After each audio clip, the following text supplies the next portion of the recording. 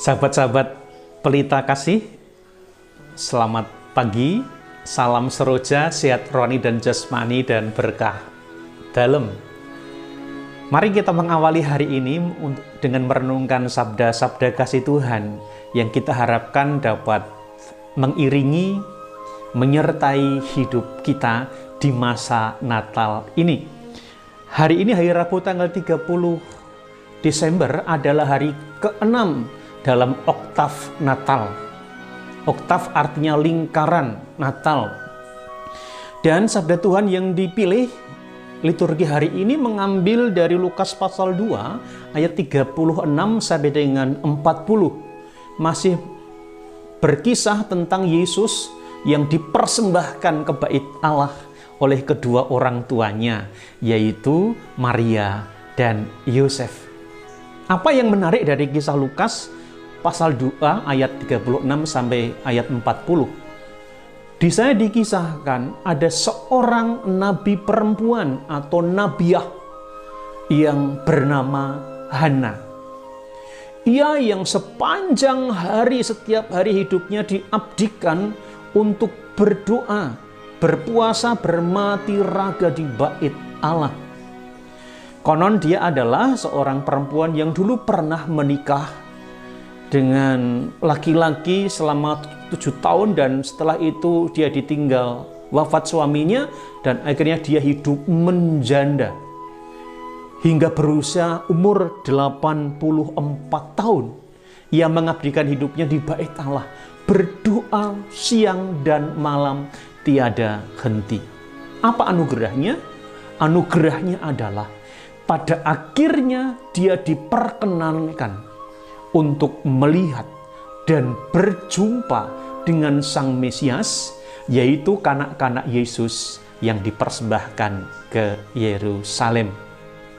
Ia sempat menatangnya dan ia pun juga sempat bernubuat tentang anak ini yang pada akhirnya memang Yesus yang adalah anak Allah yang dipersembahkan di Genisa atau di Bait Suci.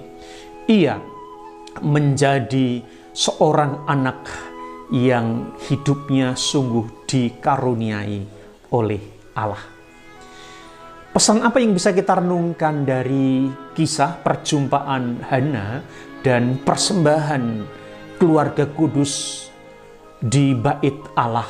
Yang pertama, Hana mencirikan atau mensimbolkan orang-orang yang sungguh mengabdikan hidup seutuhnya bagi Tuhan. Sebagai seorang janda, sebagai seorang yang tidak punya pegangan hidup lagi, yang mempersembahkan dirinya dengan berdoa dan beribadah di bait Allah. Hidupnya adalah untuk berdoa dan bermati raga.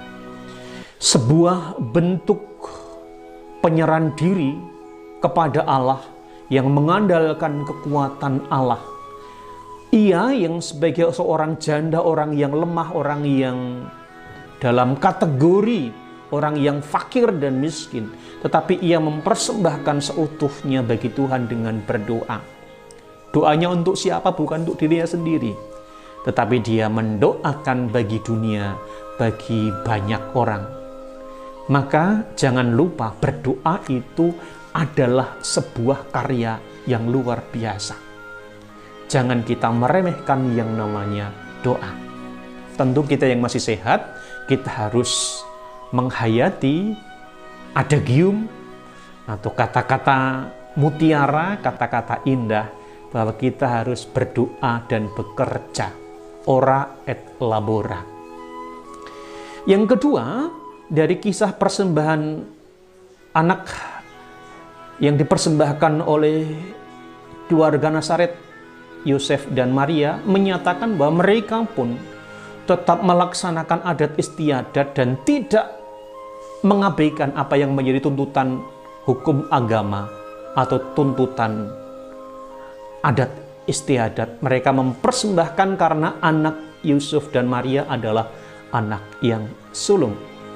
Persembahan ini mau menyatakan bahwa orang tua Yosef dan Maria menyadari ini adalah anak anugerah Allah yang harus dikembalikan kepada Tuhan.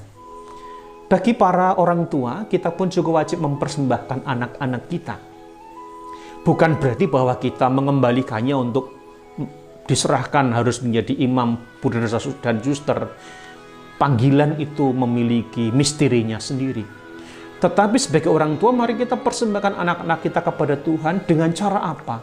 Dengan cara mendidiknya mereka dengan sepenuh hati, dengan sepenuh iman, sehingga hidup mereka itu sungguh-sungguh mencerminkan atau menyatakan hidup yang baik. Ketika kita mendidik anak kita dengan penuh kasih, dengan penuh iman dan penuh tanggung jawab, sejatinya kita sedang memuliakan Tuhan. Karena apa? Anak itu adalah anugerah titipan Tuhan yang diberikan kepada kita.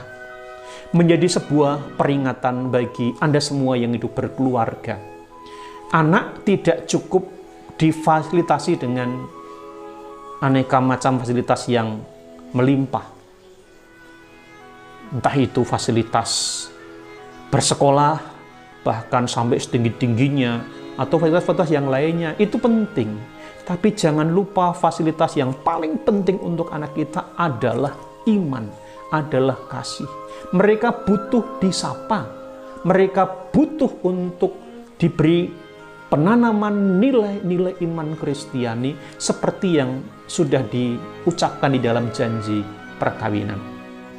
Jangan sampai para orang tua lalai terhadap anak-anaknya karena kesibukan pekerjaannya, kesibukan bisnisnya, lupa bahwa ada buah hati yang harus diperhatikan, yang harus disapa.